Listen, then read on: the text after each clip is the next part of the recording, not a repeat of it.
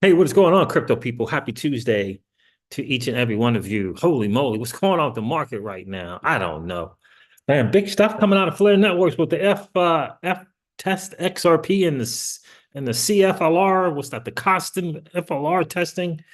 Lots of participation. We're gonna get into that for sure. I'm gonna clear up a little bit, I guess, with the XLR bridge and what that's for to the EVM sidechain. Because, from the XRPL to the EVM sidechain, it's the way I see it is from XLR, EVM sidechain, from the sidechain this way, right?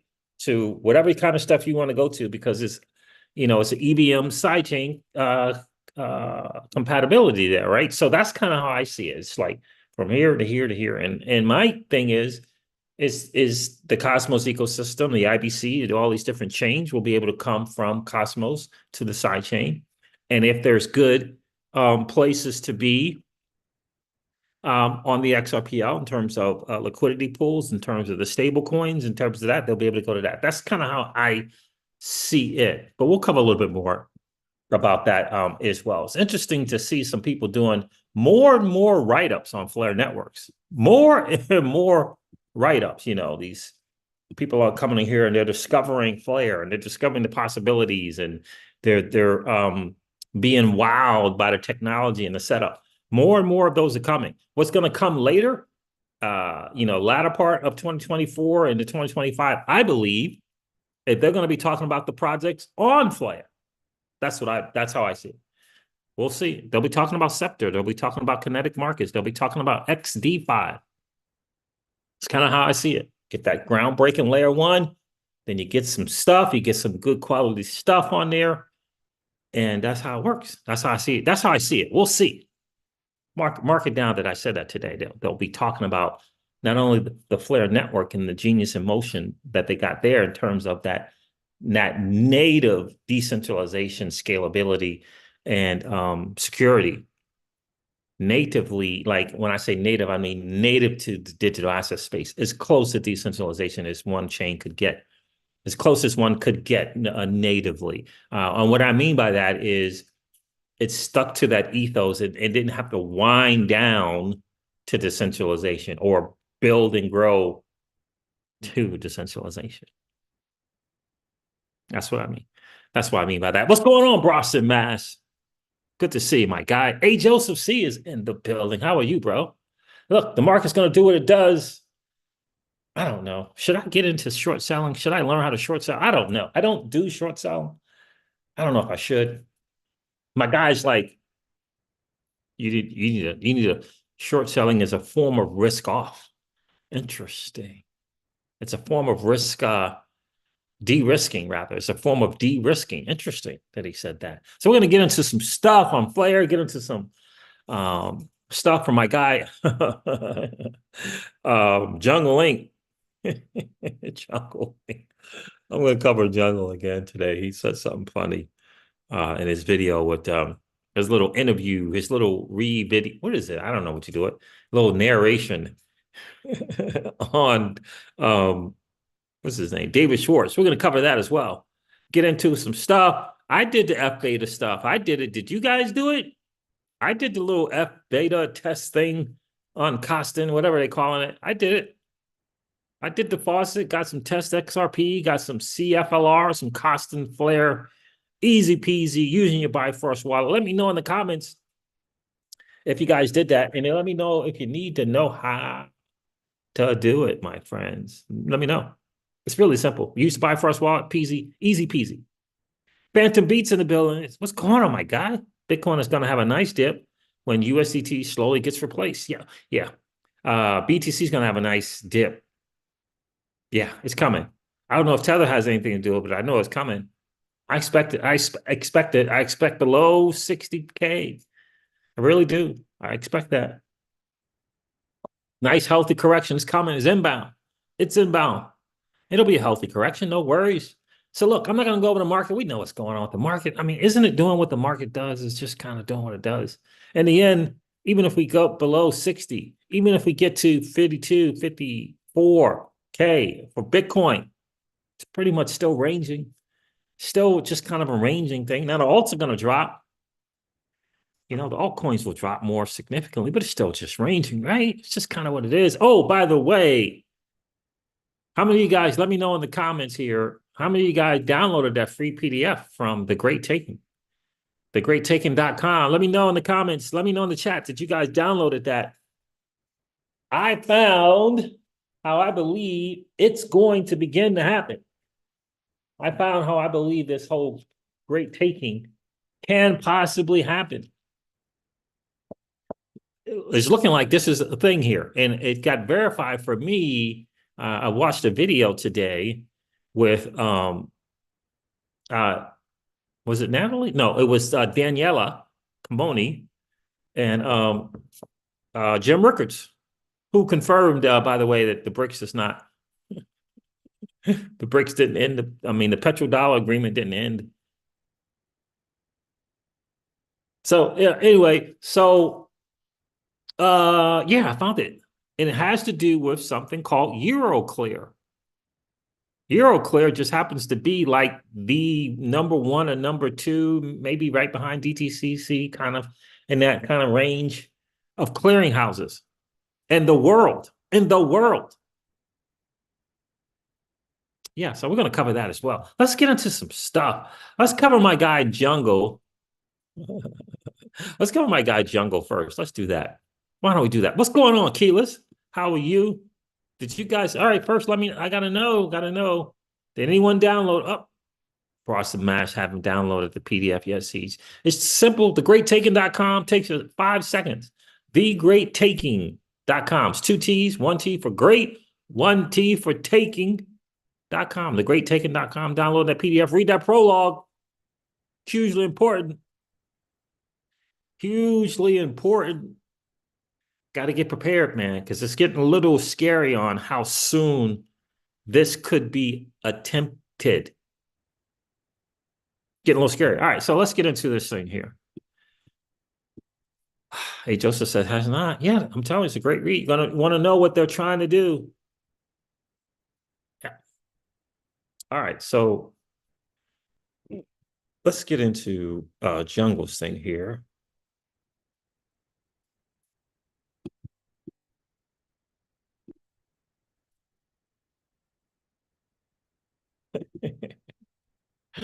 Oh, we're gonna do this real quick.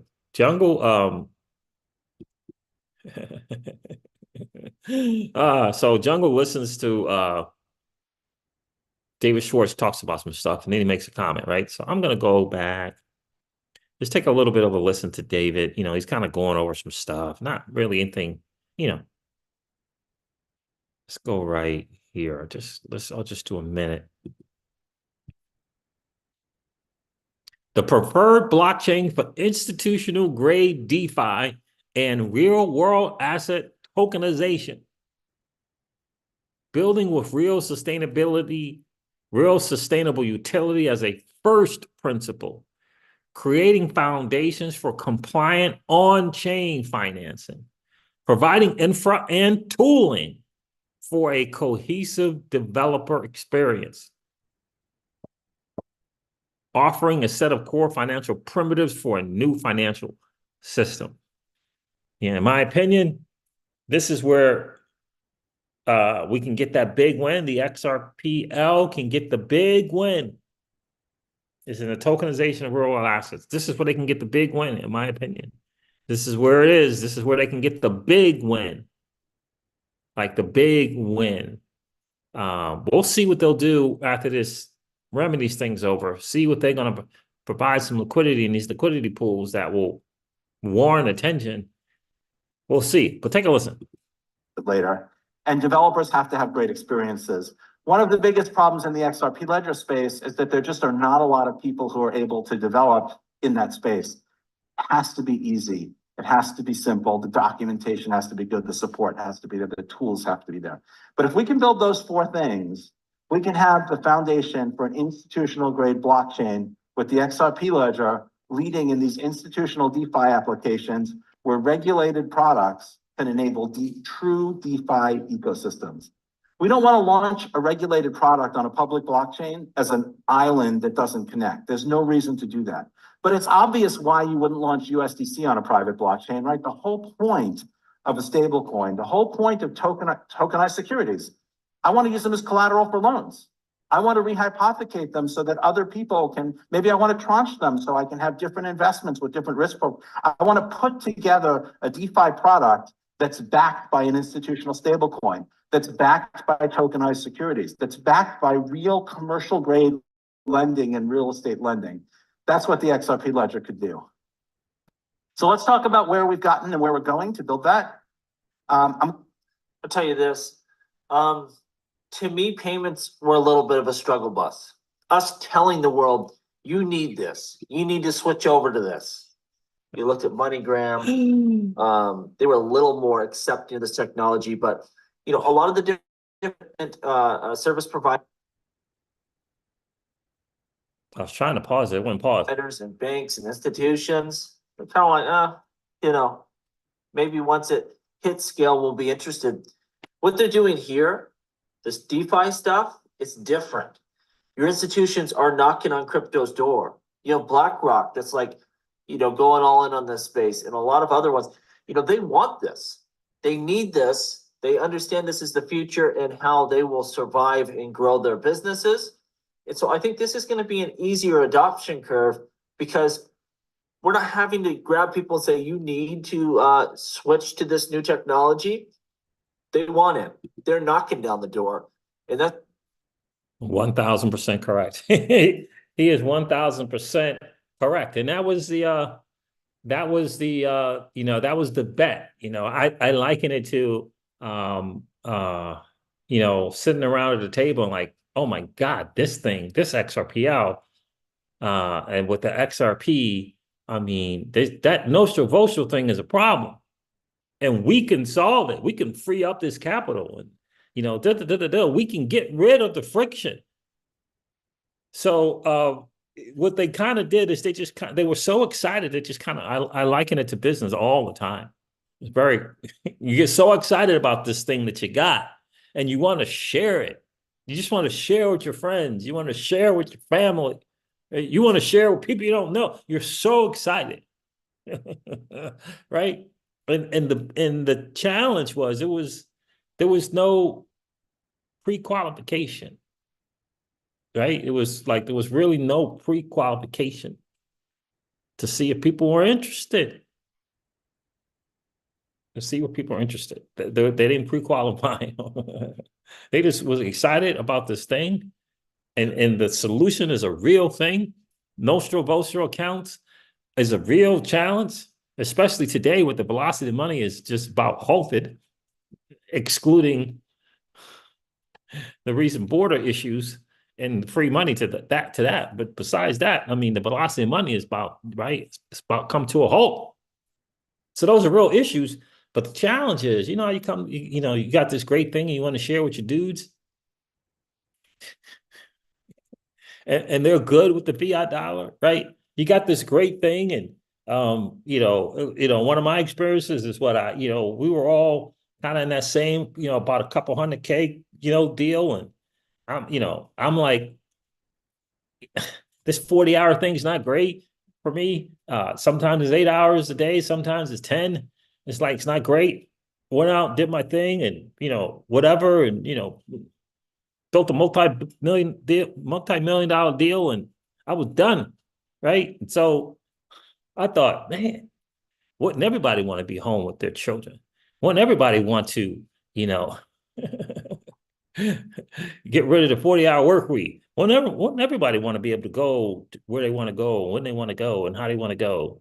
Wouldn't everyone want to be able to take the kid to school and go to lunch every day or 2 times a week and have their friends call you or ask you to be their dad because you're always there with your little girl for lunch? You think everybody would want that, but everybody didn't want that.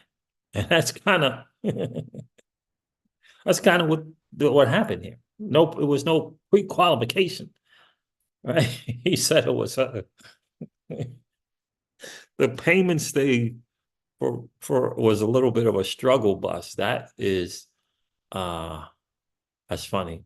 That is funny. That's my guy there, Struggle Bus. Oh, that is funny. So anyway, let me get back to the chat here. I wanted to note that because it's important to understand kind of where we are today. I bring this video up and he's sharing this video. This is Ripple has, in my opinion, has figured it out. They've come to that holy grail where they can satisfy at the institutional level and at the grassroots level as well. They figured it out. It's going to take a little time to get some stuff going. Obviously, the stablecoin will be kind of the first thing. We'll see how the lending protocol is. But to me, they finally kind of figured out how can we serve both.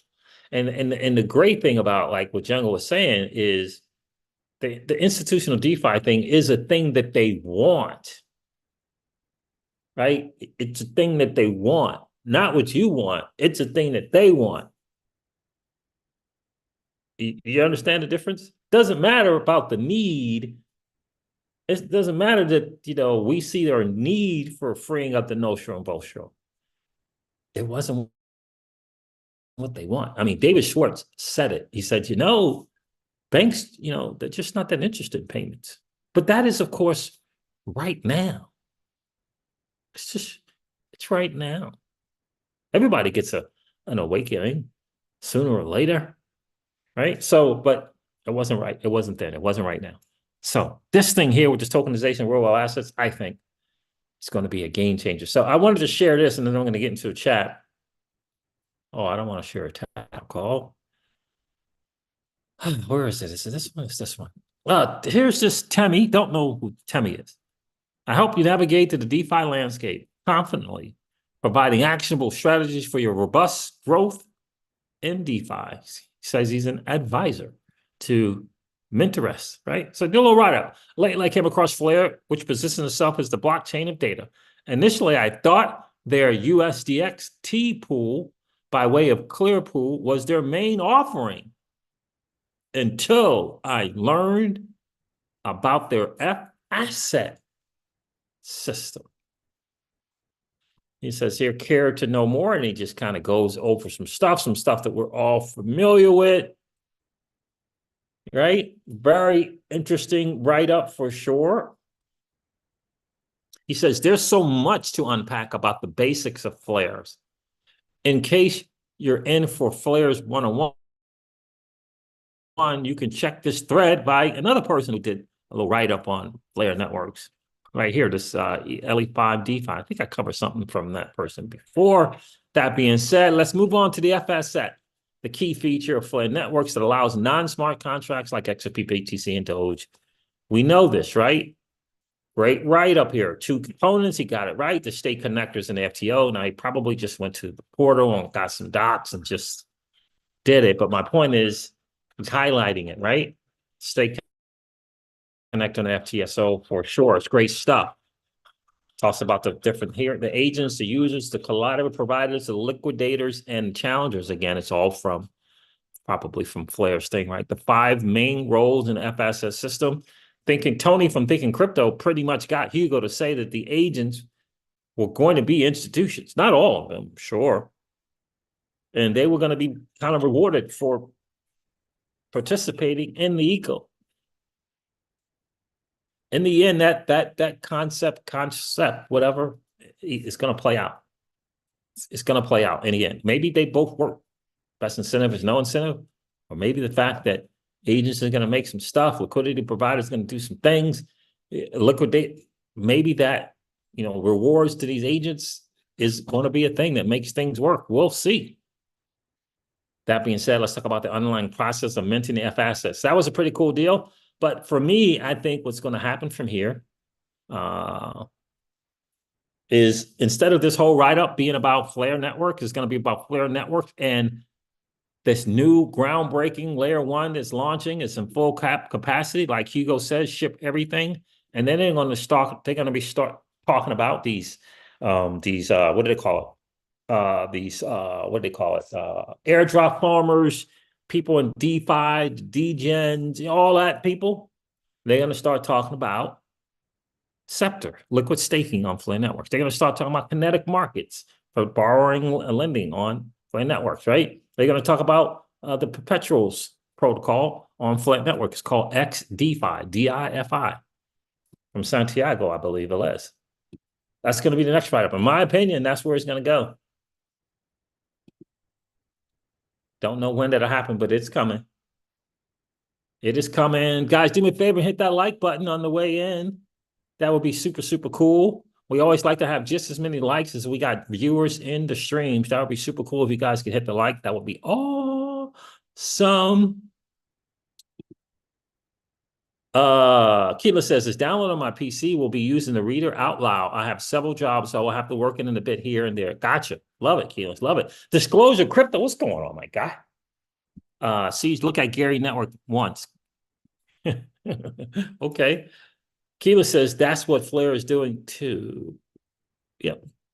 Alba Lou just downloaded it, says A. Joseph C. Nice. Read the prologue, man, and kind of see if it makes, if it's intriguing enough to go into it. I read the book. I read the PDF version, copied every single page and read it. And the little book just shipped today. I got the notification from lulu.com. Crazy how Uphold delists all those stable coins. Reminds me of the old system. Tim P, tell us more about that. I didn't know Uphold was delisting some stables. Which stable coins have they delisted? I guess anything. So what, did they delist Gemini USD and Paxos? Tell us, Tim, which one is it? Which one? I didn't hear anything about Uphold delisting stables. Now, I'm sure Tether and USDC, probably not. But I could see like the Pax the Pax USD and the Gemini USD, maybe the True USD, those types. The real big whale die. Did they delist die? The real big whale, did they delist die from Uphold?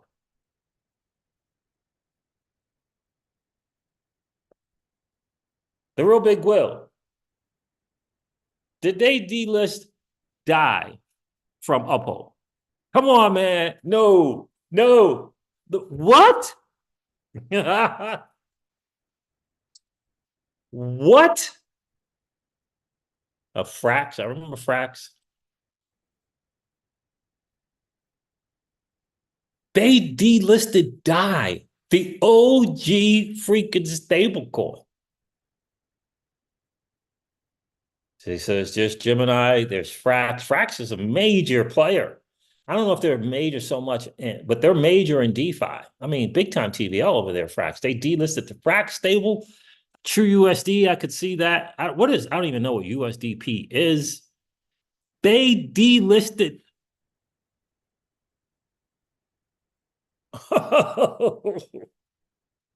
Wow. Wow.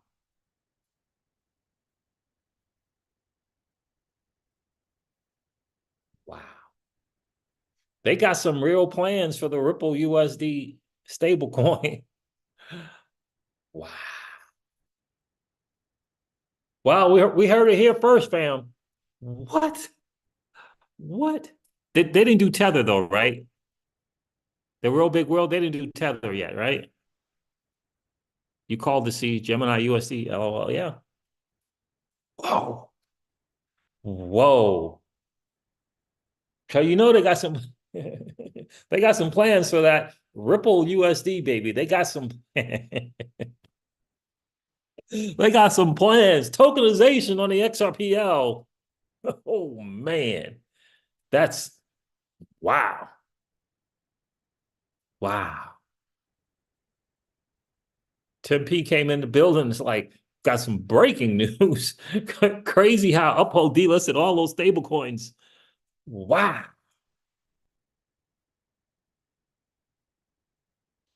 I guess so, Keyless. So they kept Tether and delisted DAI. Yeah, I mean, I mean, Tether's just number one, right? But, you know, and they're probably gonna, you know, let the MiCA thing, you know, do its thing. Let this MiCA thing come into effect at the end of this month sometime. Isn't it end of this month around that time? Oh man, I was supposed to do something today. Hopefully I can do it when I get off here. Okay, so wow, that's big news right there. That's big news. Tether won't weather the storm. MiCA's, you know, I don't know if they're gonna be able to pivot. I heard something that Tether went into. They got some other kind of collateral backing them now. Some other thing. Oh, wait a minute. The real big Will is saying Tether is gone.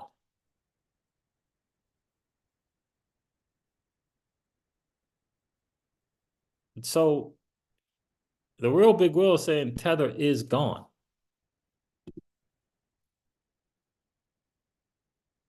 Wow. Wow.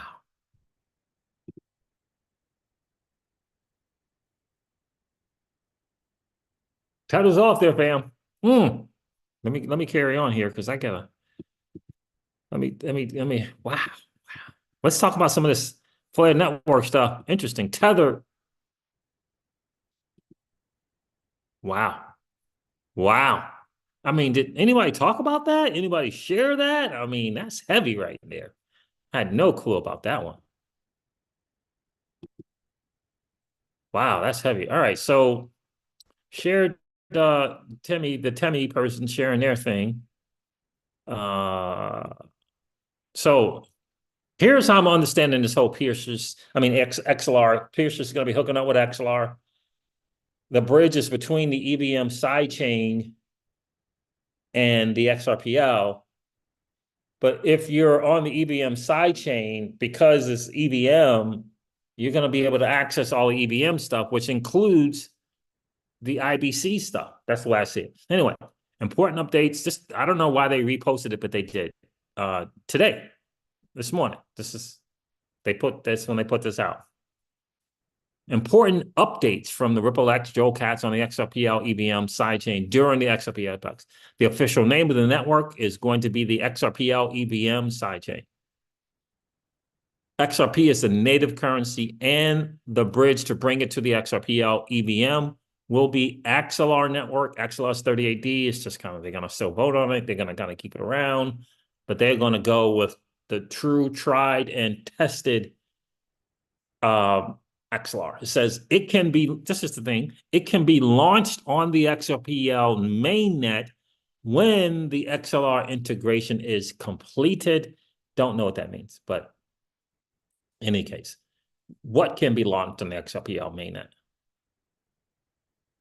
The network uses FMOS org technology, allowing capability with Cosmos compatibility. That's a capability.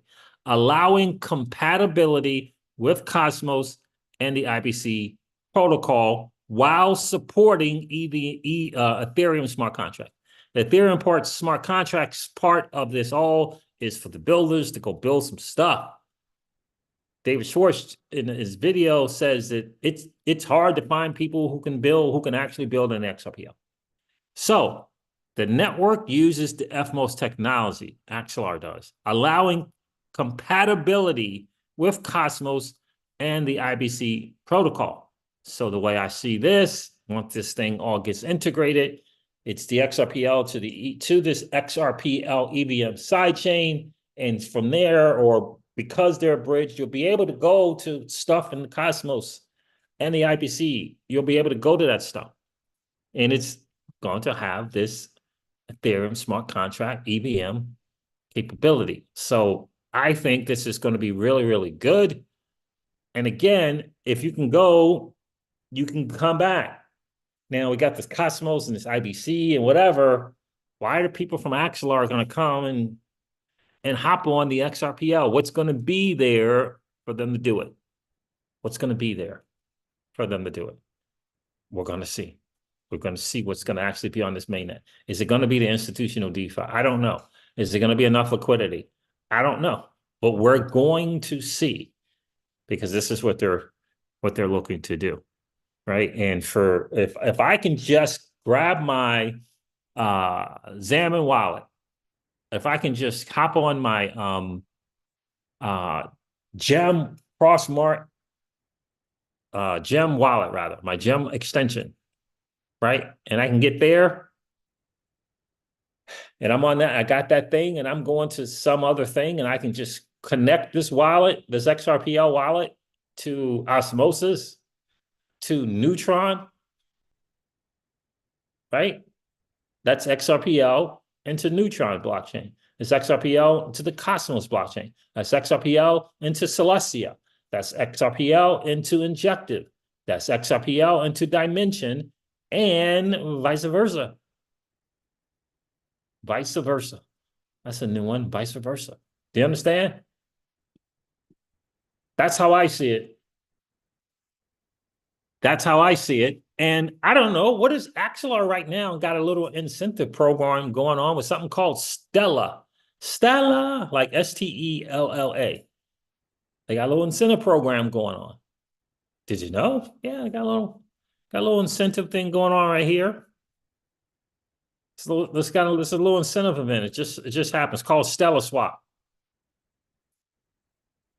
Yep, got a little thing going on right here. You go to pools. Little thing here. And every time you see like an it's Moonbeam, I believe it's Moonbeam and Stellar or something like that. But yeah, they got that going on. They're taking advantage of the XLR bridge. This looks like wormhole right there, though, that thing, that little symbol. Yeah, but I saw it on XLR. Let me see. Ripple X thing we don't really need anymore. I was going to share that. But you understand, this is what it's going to be about, my opinion.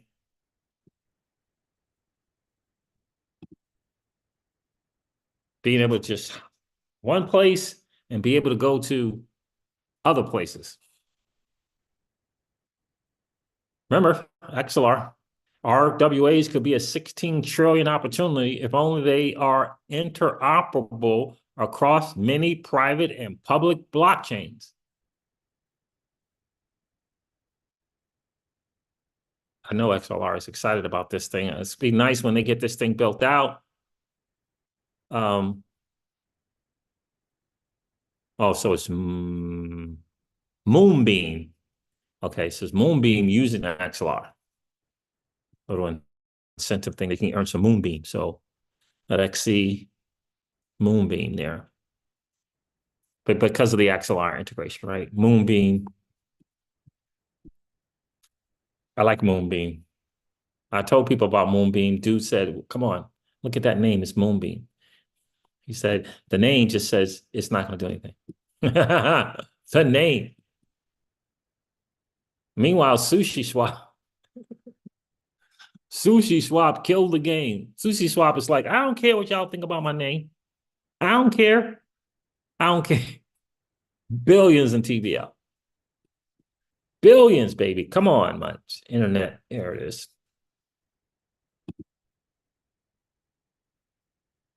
What? I didn't want that. Oh, I gotta stop sharing. Okay, hold on.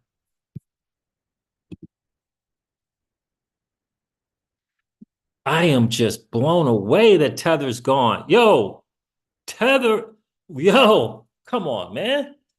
Ripple being a partner with Uphold, they are making room for. Well, yeah. Do you realize the commitment to delist the #1 stable coin in the history of crypto? To make room for a startup? They're making room for a startup stable? Oh, you know what? I was supposed to do I was supposed to mention this in a video like 2 weeks ago. When I came to the realization that I owed Uphold a little bit of apology. And I don't know if I was watching Tony from Thinking Crypto or who I was watching. I said, you know, I think I owe Uphold a little bit of apology. Yeah. And now I know I owe him a little bit of apology. They delisted freaking Tether. They delisted the number one. What are they planning on? They got a user base. The user base is used to Tether. And they delisted it. You know, it's almost, oh, this is why I was saying it, because I didn't give Uphold enough credit for being the only exchange in this country that didn't delist XRP. That's why I said I owed them an apology, because I didn't give them enough flowers. I did not give them their flowers for that. I kept saying, well, you know, when I first, because I was on Uphold in the beginning, I had like 2 or 3 accounts, something like that. Couldn't, you know, had to do me and Miss Crypto Siege. And, you know, back then, not a great experience, man. You know, I got all them cards. Remember when they had all those cards? It was like 6, 8, 10 cards you could get. Anyway, I didn't give them their flowers. But now I got to say,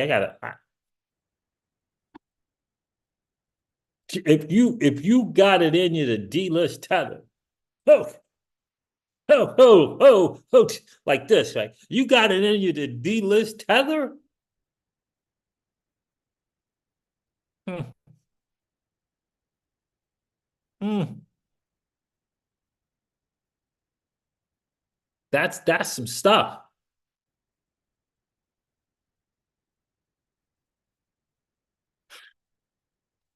That's right. That's right, Keyless. Keyless said, this is why my folks don't take me seriously. Sushi Swap, Abracadabra, Magic Internet Money, Pancake. Yep, I know. And I always said that I felt like those dudes who did that, they did it on purpose. With these names, they did it on purpose. They wanted their true folks. They wanted the true folks. I think the only one that might not make it in that thing there is Abracadabra Man. Yeah, with that mem token and spell, I don't know. I don't know.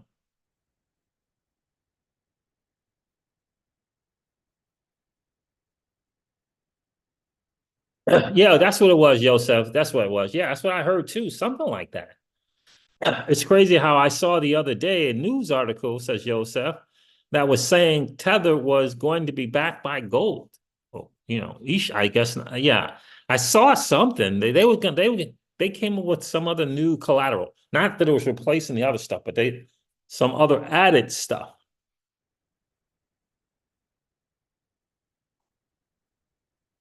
So Tim P says if they don't transfer out of those stable coins, they will automatically be transferred to USDC. Wow.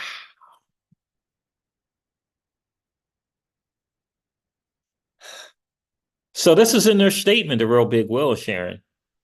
Owing to new European Union rules, I knew they were going to turn to that, Micah. We will no longer support the following assets from July 1st of 2024. There it is. Thanks for sharing the real big will. There it is. And I knew they were going to kind of, like, to me, they were going to use that. But DAI is interesting.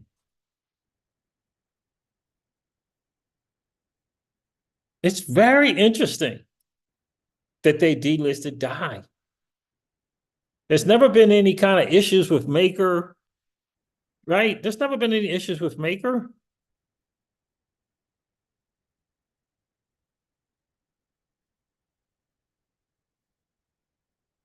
What's going on, Pookie Pookie?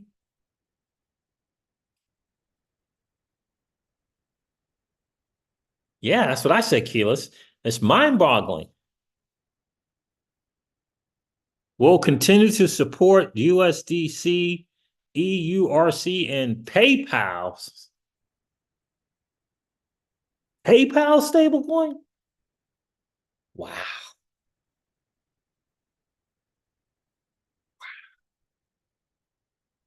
And I guess they sent this notice out to Uphold users. But that's fascinating to me that they did DAI, man. Because Maker has never, you know, been in anybody's crosshairs. And thanks for sharing, Tim and the real big web. We appreciate you guys. Wow. I mean, that's just heavy. PayPal's USDC over DAI. Huh. Wow. Mm. And it's saying it's because of, European Union rules, huh? Wow, man.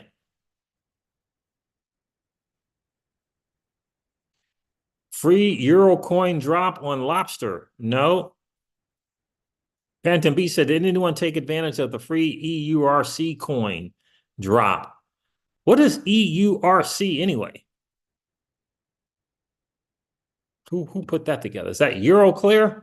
Speaking of Euroclear, I'm going to get into that too. Is that Euroclear, Keyless? Is it Euroclear?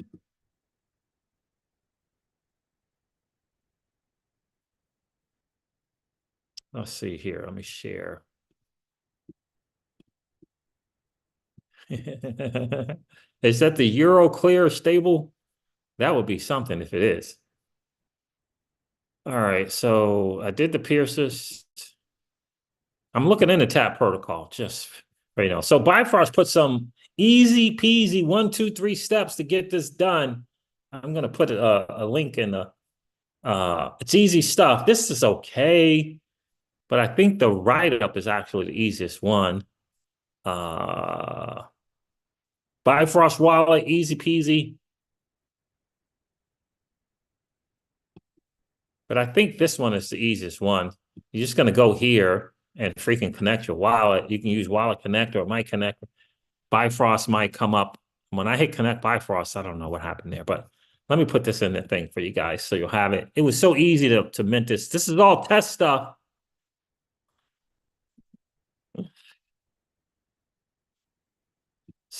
Someone from the XRP entertaining content creator community didn't know that DevNet was like not real stuff. Yeah. Didn't know it was not real stuff. You get your test stuff, you get your faucet stuff. It's not real money. You're just testing it out. That's why it's in DevNet.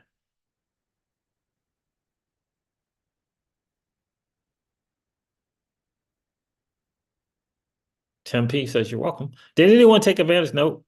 Just do any XLM swap or token over $20 and you'll be given 10 coins. Okay.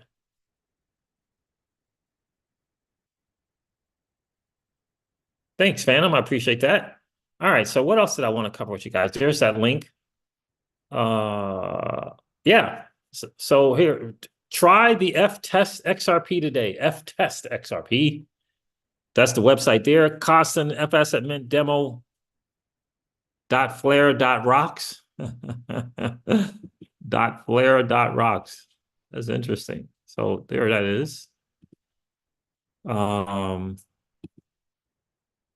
Yeah, I tried it today. Easy peasy with the Bifrost wallet. Easy peasy, man. Crypto Eddie shared some exciting numbers. I think Hugo shared them and she reshared them.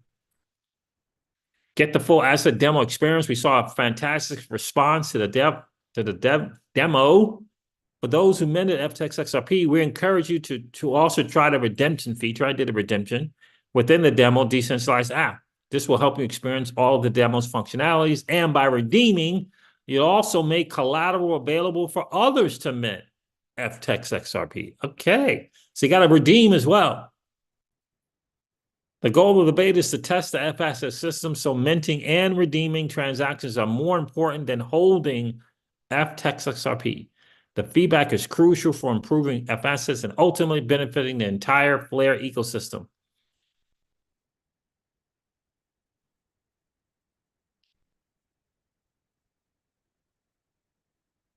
There is let me see here. Is this a link to yeah, this F asset one here as well. If you don't get the testnet stuff to work, you can use this faucet to get your test assets XRP as well. Let me put that in here.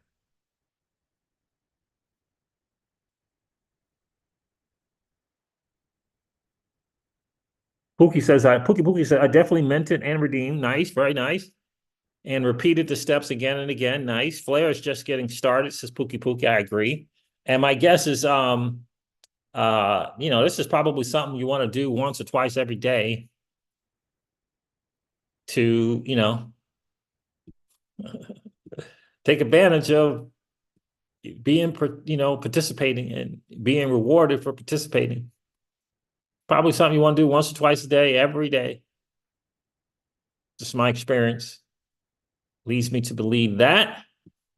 What else we got going on here? Here's the site. Is this it? This is like a full blown out, but mainly you can just go right here and you should be good.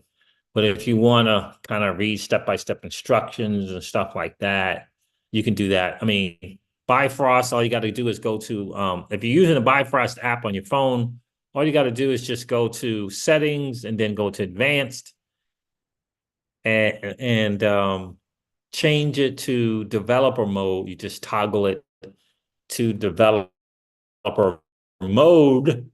And from there, your Bifrost wallet will now be able to interact with the constant and you'll be good to go. Let me put that in there.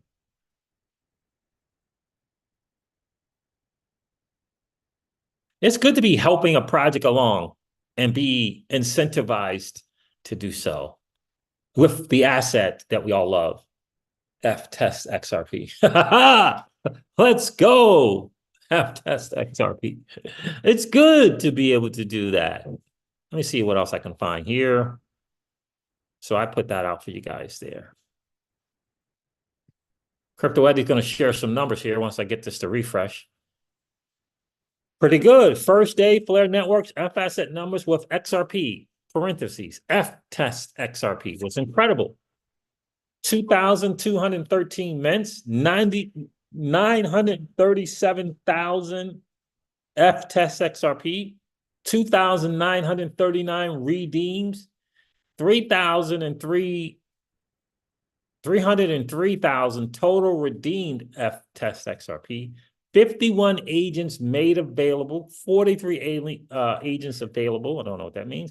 Given the nearly 5 million wallets and the first day's activity, we can scale up the first day's user count to estimate the total active users.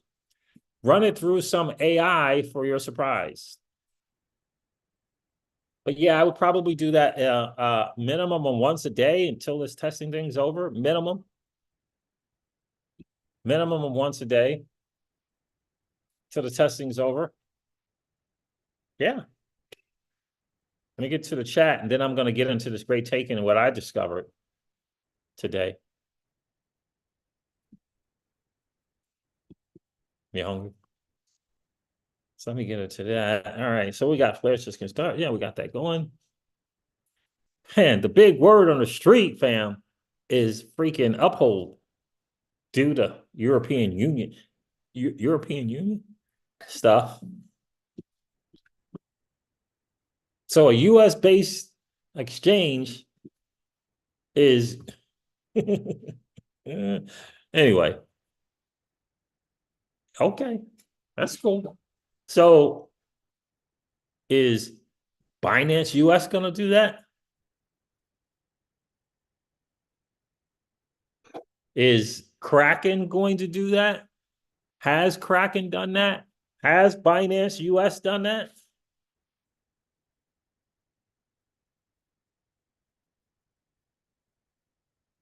Sheila says, still claiming my Aqua and Lobster. Nice. I took all my freaking XLM off of Lobster, and the rest is Celsius network history. Sad. So, yeah. Joe Buddy says, MiCA regulation, Tether's gone.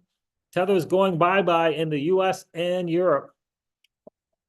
That's interesting to me, fam. It's interesting to me. Pookie, did you go to thegreattaking.com and download that PDF? All right. So that's the Flare news. They got to cover the Pierces. Let's get to the interview with Daniela Camboni. Is it Camboni? Camboni. Yeah, there it is right here. Listen to this, Keyless. This is what I'm saying. This is going to be. Could this be? Confidence is maintained, then Could this be the contagion?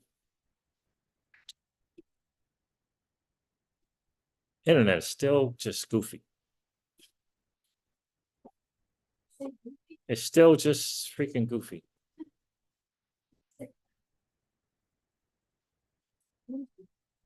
Unbelievable. Come on, let's go.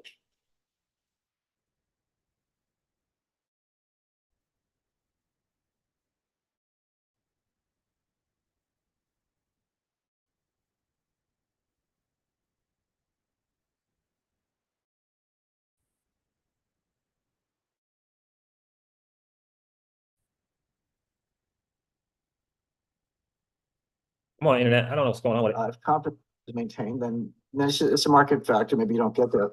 But if you have to go back to a gold standard, yeah, $27,000 would have to be the price in order to avoid massive deflation. So my question to you is, how likely do you think that scenario would happen, that we would be pushed towards going back towards a gold standard? Highly likely, somewhat likely? I would say more likely all the time. More likely all the time because of the stupidity or blindness of the Biden administration officials. And here, let's talk about the effort to steal Russian assets. Now, at the outbreak of the Russian this already happened in Ukraine, it's already happened. Started that the U.S. froze the assets of the central bank of Russia. Yes. Almost unprecedented, not completely, but almost. About $300 billion of U.S. Treasury securities owned by Russia. That they had surpluses, they had dollars, they invested the dollars in U.S. Treasuries. They had about $300 billion. They're all digital book entry. There are no physical Treasury securities you can put in a vault. Haven't been since 1979. So this is a digital ledger maintained by the Fed and the Federal Reserve and the U.S. Treasury. And Russia had about $300 billion of Treasury securities. So we froze them. Freezing them just means, okay, they're still Russia's securities, but they can't use them. They can't collect the interest. They can't pledge them. They can't repo them. They can't sell them, et cetera. They're kind of frozen, but they still belong to Russia. Now the U.S. wants to go a step further and seize them, actually convert the title, turn it over to some trust fund for the benefit of Ukraine. And they did. And actually, they say seize, I say steal. So they want to steal the Russian assets, the $300 billion. Now, we have a G7 summit coming up in about 2 weeks, June 13th to 15th. It's in Apulia in Italy. They've been working on this for over 6 months, but this is 2 weeks from now. So we're in a countdown mode, Daniela. At the G7 meeting, they want to formalize what they're going to do. Now, there's several different proposals. One is just to seize the whole $300 billion. One is to issue a $50 billion bond issue backed by the Russian assets. So, of course, Ukraine would default on the bonds and the creditors would seize the assets. It's just a backdoor way of stealing the assets.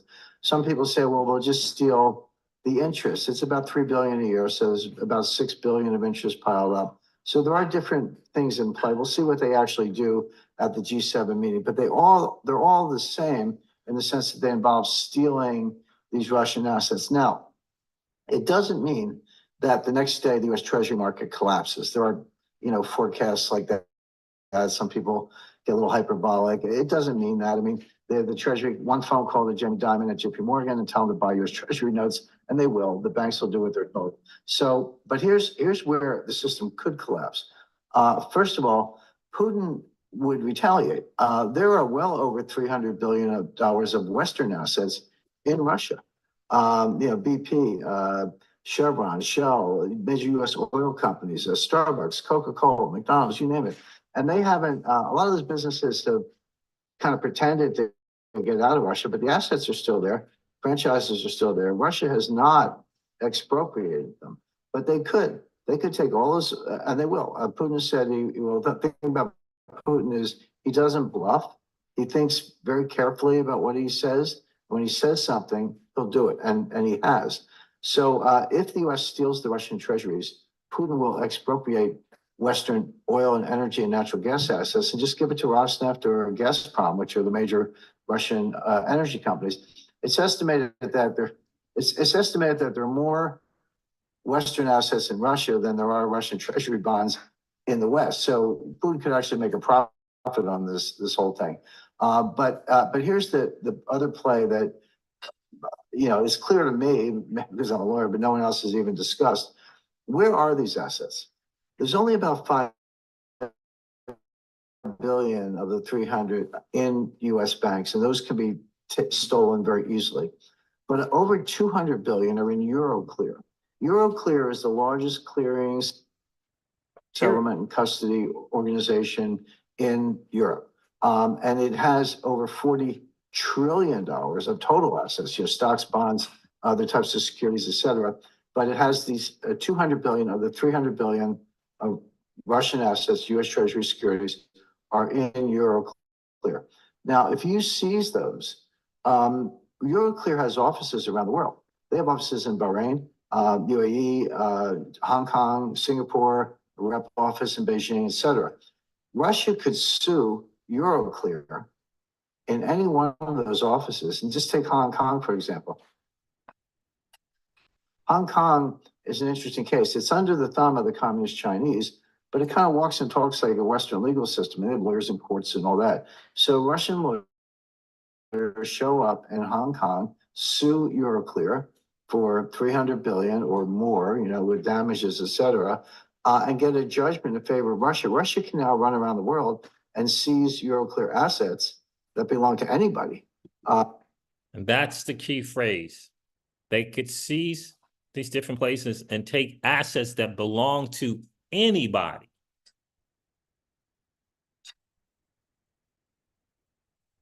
Euroclear, this is enough here. Euroclear is known in the big world, the big boy world, as a CCP, a central clearinghouse party, central clearing party, central clearing party. He just said that Russia, because the freezing and the seizing has happened, the G7 voted to do it or whatever, and it's in place now. So what he is saying, remember, this is an old video, was 2 weeks, 2 or 3 weeks old, because he was talking about the June 13th and June 15th event coming up in a couple of weeks. So this is over. So he was saying that we had seized, and that the G7 was going to happen, and that was going to be the taking, and that taking has happened under the guise of funding Ukraine. So the G7's decided to do this. But now he's saying, Jim Rickards is saying that Russia has a counter to that and how they can sue. But the most important part is, he said, they can put this lawsuit in and take anybody's assets to try to get up to the 300. And why I brought that up is because in this thing here from the greattaking.com, it talks about the CCP, and that is the Central Clearing Parties, the DTCC, this Euroclear, right? And he talks about this whole plan is to get those to fail, to get them to fail, to get them to fail. Right? So it says here, the last paragraph is a subterfuge assuring that in the resolution, the secured creditors will immediately take the underlying assets. That is the plan. It says, if a large CCP, Central Clearing Party, like the DTCC, like Euroclear, is in trouble because of its members, then we will have a banking crisis. And this is from Bruno Gorse, Senior Director of the European Public Policy at ISDA. If a large CCP is in trouble. Now, I don't know that, trying to get to your 300 bill would signify trouble if they got trillions. But if they're going to different spots, one kind of thing can maybe perhaps snowball into something else. And that's what I think is going to happen. So there we have it. In the collapse of the clearing subsidiaries of DTCC, it is the secured creditors who will take the assets of the entitlement holders. This is where it is going. It is designed to happen suddenly on a vast scale. So he used DTCC as an example, but they're very similar. One's for the States. One is for Europe, the EU. And my thing is, what I'm suspecting is, if anything can start a banking crisis, it's going to get started. We already got the word.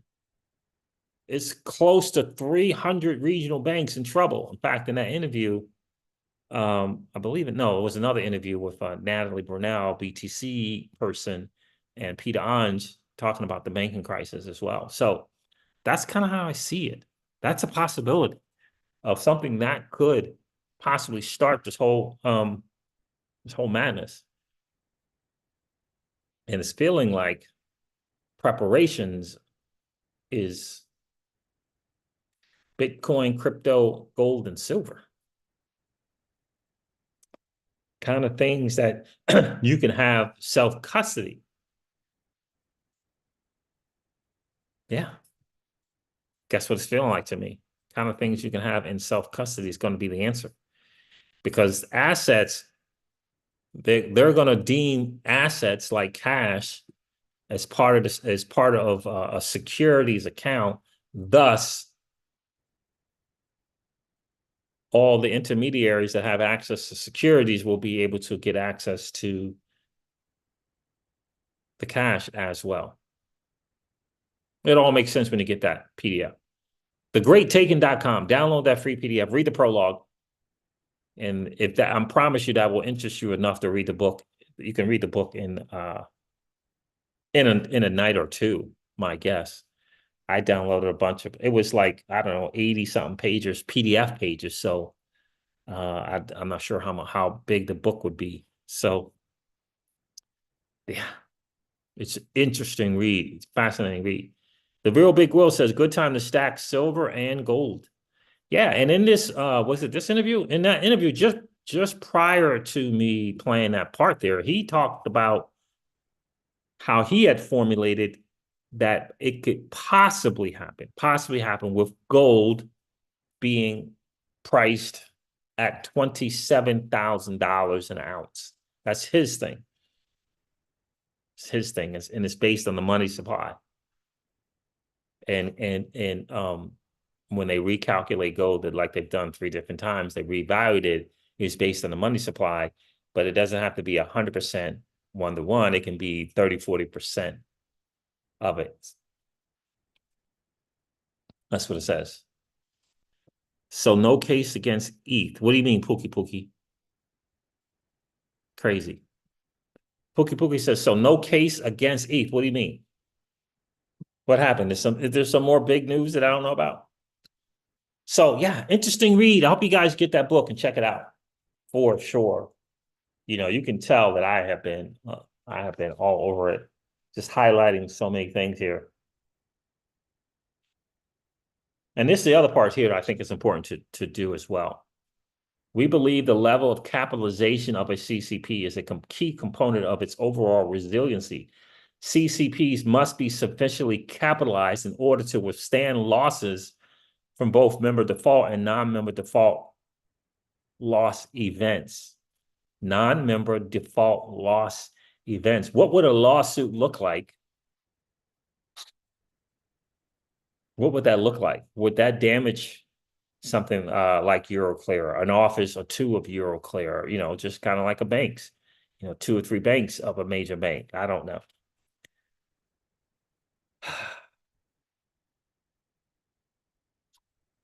I don't know, but that's what it's feeling like to me. So what do you mean, Pookie Pookie? So no case against ETH.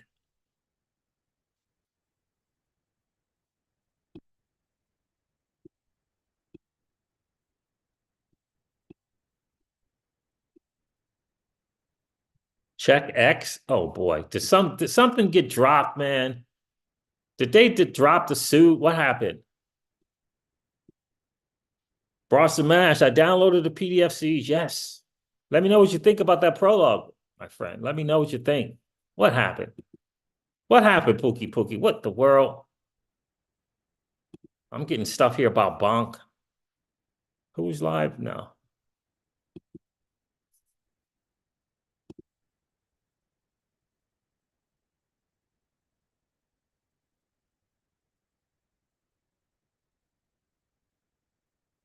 Oh man, Willie Mays passed away today. Oh man. Okay, here it is. Breaking news. What? What? Is this going to turn? Wait a minute. Hold on. Hold on. Consensus. What? Oh, what? This is consensus saying this. So, okay. Because it was just a Wells notice, right? That's all it was. It was a Wells notice. It says, consensus put this out. Ethereum survives the SEC. Ethereum. Today, we're happy to announce a major win for Ethereum developers, technology providers, and industry participants. The enforcement division of the SEC has notified us that it is closing its investigation into Ethereum 2.0. Now, where do you think that came from? This is what they'll do. This is the lengths to which they'll go. Because of the freaking Donald. The Donald. This means that the SEC will not bring charges alleging that sales of ETH are securities transactions. The decision follows a letter we sent on June 7th asking the SEC to confirm that the May ETH ETF approvals, which were premised on ETH being a commodity, meant that the agency would close its Ethereum 2.0 investigation. The closing of the Ethereum investigation is momentous, but it's not a cure for all the many blockchain developers, technology providers, and industry participants who have suffered under the SEC's unlawful, aggressive crypto regime. Our fight continues.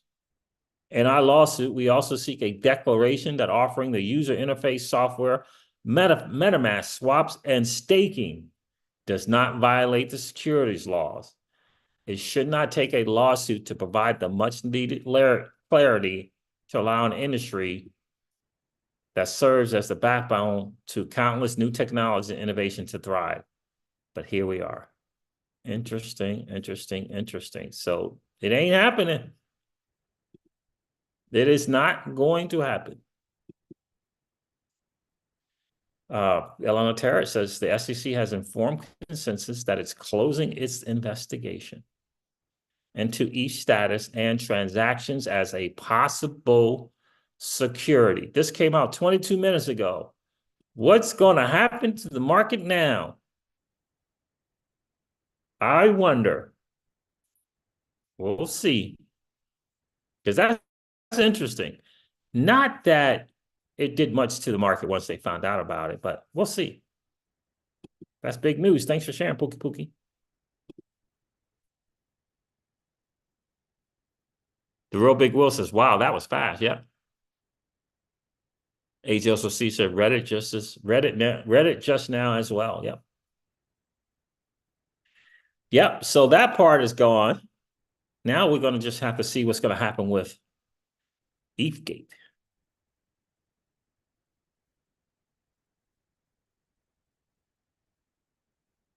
Yeah, to me, that's just simply that. To me, that's a bot that came from the top,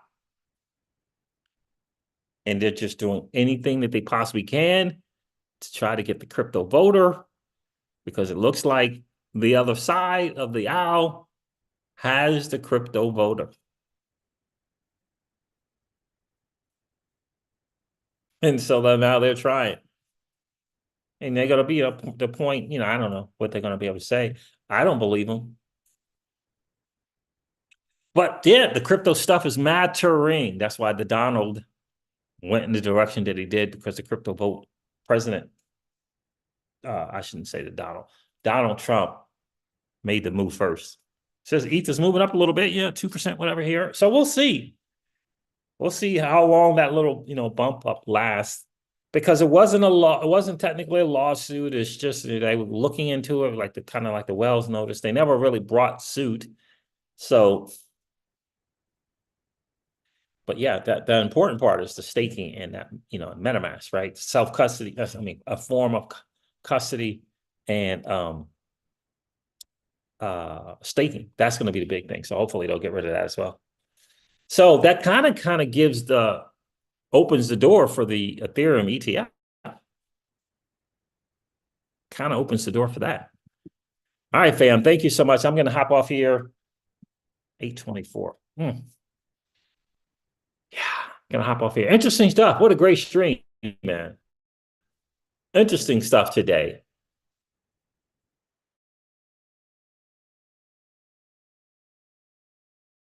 I got more people downloading the Great Taking PDF. I love that. Shout out to you guys for doing that, for sure. Awareness is key. Yep, that's right, Keyless. So the company that did not have an ICO is sued, but the one that did have one is given the green light. Yep. Craziness. All right, fam, I'm gonna hop off here. My internet is getting crazy. It's getting cray-cray. Thank you so much for hanging out. I'm going to end this live stream like I do all my live streams. Remind you guys of this. Old money doesn't want you to win. But that's okay, though, because you and I, we're already winning. And I would ask you to consider this, perhaps ponder the idea or notion of living your life permissionless. I'll talk to you guys soon. Is the book PDF? Yeah, it's a PDF. It's the PDF version of the book. And then if you want to order the book, you can go to lulu.com, LULU.com. Yep, that's it, Barson, man. Is the book and the PDF the same? Yep, it is the same. It is the very, very, very same. But I did both. I downloaded the PDF and I did order the book. Yep. So thanks for hanging out, fam. I appreciate each and every one of you. Never forget that old money doesn't want you to win. And consider, perhaps ponder the idea of living your life permissionless. I'll talk to you guys soon. See you. Bye.